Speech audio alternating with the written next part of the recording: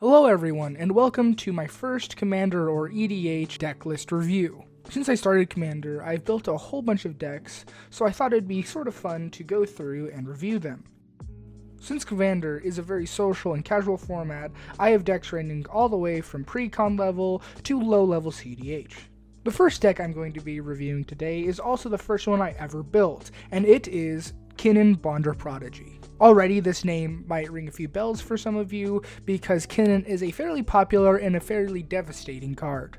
Kinnan is a legendary human druid that costs green-blue to cast. It has, whenever you tap a non-land permanent for mana, add 1 mana of any type that permanent produced. This means that your mana dorks and your mana rocks will be tapping for a whole lot more value than they did originally, making cards like Soul Ring even more useful than they already were. You may also pay 5 colorless, a green and a blue, to look at the top 5 cards of your library. You may put one non-human creature card from among them onto the battlefield. Put the rest at the bottom of your library in a random order. Now, we'll get onto the uses of these two abilities later on, but first I want to talk about Kinnan's power level. Kinnan, without a doubt, is an extremely effective and high-powered commander, even when put in a deck that doesn't solely center around it. For this power scaling system, I'm going to use numbers between 1 and 10, 1 being a random pile of cards that are barely legal in Commander, and 10 being the most top-tier CDH deck. To preface my review a little bit more, I would consider something like a pre-con to be about a 3, and anything from an 8 to a 10 to be competitive.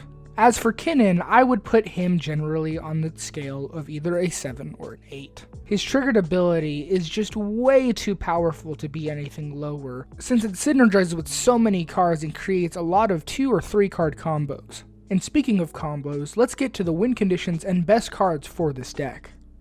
Though there are a variety of ways to win with this deck, the 2 instant win cards are Thassa's Oracle and Walking Ballista. Thassa's Oracle is a merfolk wizard that costs blue. It says, when Thassa's Oracle enters the battlefield, look at the top X cards of your library, where X is your devotion to blue. Put up to 1 of them on top of your library and the rest on the bottom of your library in a random order. If X is greater than or equal to the number of cards in your library, you win the game. This basically means if your devotion to blue is higher than the amount of cards in your deck, then you automatically win the game. This card sees a whole lot of play in CDH, usually paired with cards such as Demonic Consultation or Tainted Pact. Walking Ballista isn't as big of a staple as Thassa's Oracle, but that doesn't mean it isn't still very well known in the Commander community. Walking Ballista is an artifact creature that costs XX and says, Walking Ballista enters the battlefield with X +1/+1 counters on it. If you pay 4 generic mana, you can put a +1/+1 counter on Walking Ballista. If you remove a +1/+1 counter from Walking Ballista, it deals 1 damage to target creature or player. The way this card becomes instant win is when you have infinite mana of any color. That way, you can either cast it for an extremely high amount, or buff it and remove counters if it is already on the battlefield. Because you're dealing damage directly, it is a highly evasive card, and most likely will instantly win you the game. Because cards like Platinum Angel and the Book of Exalted Deeds both deal with creatures, which Walking Ballista can deal damage to. The same goes for Thassa's Oracle, as someone could just counter it and send it to the graveyard instead of the battlefield. Either way, you're at least threatening the end of the game unless your opponents do something about it. Now that we have the win cons, we have to have ways to get to those win cons quickly. And now we come to the number 1 card in this deck, which is Basalt Monolith. Basalt Monolith is an artifact that costs 3 colorless and reads, Basalt Monolith does an untap during your untap step. Tap Basalt Monolith, add 3 colorless mana to your mana pool. Pay 3 colorless mana, untap Basalt Monolith. Normally, this is nothing but a slightly redundant mana rock, but with the Kinnan out, it becomes a supremely useful card. Because when you tap Basalt Monolith for mana when Kinnan is out, you add an extra colorless mana to your mana pool. With the floating mana, you can use 3 of it to untap Basalt Monolith. And now we are back where we started, except you are netting 1 mana every time you tap Basalt Monolith. The end result of this combo is infinite colorless mana. And now you can see how this plays into Walking Ballista, since with infinite colorless mana, you can cast Walking Ballista for the win. But if you don't have Walking Ballista in your hand, there are many other cards in this deck that can help you get either it or Thassa's Oracle out onto the battlefield. Cards such as Staff of Domination and Prophet of Distortion will allow you to draw your entire deck, putting both Walking Ballista and Thassa's Oracle into your hand. Not only that, but you'll have any answers you'll need to make sure that Walking Ballista or Thassa's Oracle get onto the field safely. Staff of Domination also allows you to tap or untap any target creature on the battlefield or gain infinite life. This means all of your mana dorks will tap for infinite mana, and if you want to go out swinging, you could tap down all of your opponent's creatures. Moving on, another infinite combo worth recognizing is Biomancer or Freed from the Real attached to any mana dork that can tap for blue. Biomancer and Freed from the Real are both enchantment auras that cost 3 and have the text Untapped Enchanted Creature. They also have other activated abilities, but this is the only one that matters for this combo. When attached to a card like Birds of Paradise with Kinnan out on the battlefield, these cards will generate infinite mana. Since Birds of Paradise is a non-land permanent, Kinnan's ability will also trigger when you tap it for blue, adding an extra mana of the type it produced. With the floating mana, you can use one of it to untap Birds of Paradise using the activated ability of either Biomancer or Freed from the Real. Again, we were back where we started, but we are netting an extra blue mana. Another combo I want to get to before we move on to tutors is Isochron's Scepter imprinted with Dramatic Reversal. Isochron's Scepter is an artifact that costs 2 colorless and reads Imprint. When Isochron's Scepter comes into play, you may remove an instant card with converted mana cost 2 or less in your hand from the game. If you pay 2 colors and tap Isochron's Scepter, you may copy the imprinted instant card and play the copy without paying its mana cost. This means as long as Isochron's Scepter is untapped and you have the open mana, you can cast the instant card any amount of times. And this matters most for a card like Dramatic Reversal. Dramatic Reversal is an instant for 1 colorless and 1 blue that says, untap all non-land permanents you control. And included with those non-land permanents is Isochron's Scepter, meaning that every time you cast this copy, Isochron's Scepter becomes untapped as well. This means as long as you have infinite mana out from something like Basalt Monolith or one of those 2 auras, you are able to infinitely cast this spell. Or even if you do not already have infinite mana, as long as you can tap enough mana dorks and rocks to keep paying for Isochron's Scepter and having mana left over, you will have infinite mana. And then again, you could put that mana towards either Kinnan's activated ability or playing cards from your hand. And now that we've gone through all of the infinite combos, it's time to move on to tutors.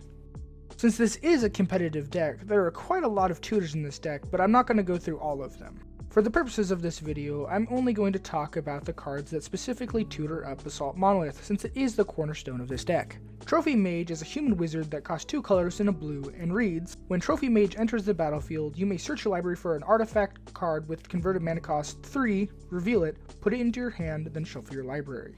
This card is the most specific of the tutors, since it can only target something that is not only an artifact, but also costs exactly 3 to cast. Basalt Monolith, however, fits this bill exactly, so as long as you can get Trophy Mage out, you can tutor it up with no problems. Another more generalized artifact tutor is Fabricate. Fabricate is a sorcery for 2 colorless and a blue that says, search your library for an artifact card, reveal it and put it into your hand, then shuffle your library. This card is strictly more effective since it has the same mana cost, but it does search for any artifact and not ones that just cost 3 mana. This means if you want to tutor up something like Walking Ballista instead, if you already had Basalt Monolith, you could. Out of the tutors in this video, this is by far the best one. The last tutor I want to talk about, which is very similar to Trophy Mage, is Drift of Phantasms. Drift of Phantasms is a spirit for 2 colorless and a blue that has Defender, Flying, and Transmute.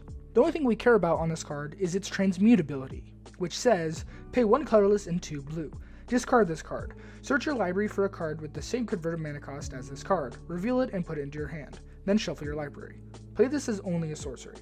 Like Trophy Mage, we can only search for a card that has the exact converted mana cost of 3, except you could look for any card instead of just an artifact with Drift of Phantasms. And in a very dire situation, you could use this as a blocker, since it does have Flying and 5 toughness. And now that we've taken a thorough look through the deck, let's see what we might be able to improve. Like most decks that are bordering CDH, some of the best cards you could add to this deck are either faster mana or low-cost counterspells. Things like Mana Crypt, Lotus Petal, or any of the legal Moxes would be a huge upgrade to this deck, especially because of Kinnan's passive ability. And of course, any zero-cost counterspells such as Pact of Negation, Fierce Guardianship, or Force of Will are definitely on the list. That being said, the counterspells come at a less of an impact, since they don't have anything directly to do with Kinnan himself, and are rather just good cards. And finally, to wrap up this video, I want to talk about my thoughts and feelings about Kinnan and the deck itself. Like I said at the beginning of the video, Kinnan was the first EDH deck I ever really spent time on. I did technically build some decks before, but none of them stuck out like this one did, and none of them did I actually go and upgrade. As soon as I read Kinnan, I knew that it would be a great commander, and I immediately started looking for cards that would synergize with it. After months and months of slowly upgrading the deck, it had finally reached a point where it was no longer casual. After a few rough matches with other players, I realized that it was time to put Kinnan away to only be used in CDH. Unfortunately, since this deck is not hyper-optimized, it can only run with the lowest power CDH decks. Even then, it does struggle sometimes if I'm not able to get out the right cards.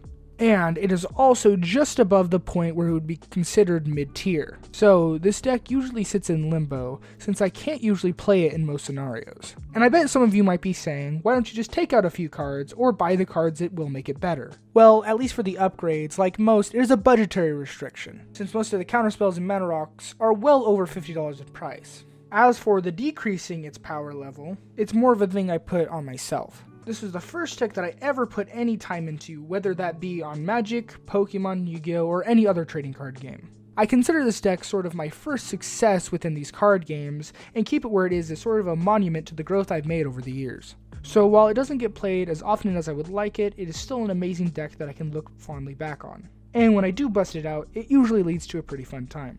With that being said, I do hope you have enjoyed this video. Any support you could give me, whether that be subscribing, liking, or commenting what you might want me to review next, would be greatly appreciated. I love hearing feedback, and it lets me know if this is a video series I should keep on doing. Magic has become one of my favorite hobbies as of late, and I still have a whole bunch more to say about it. Until then, I will see you all in the next video.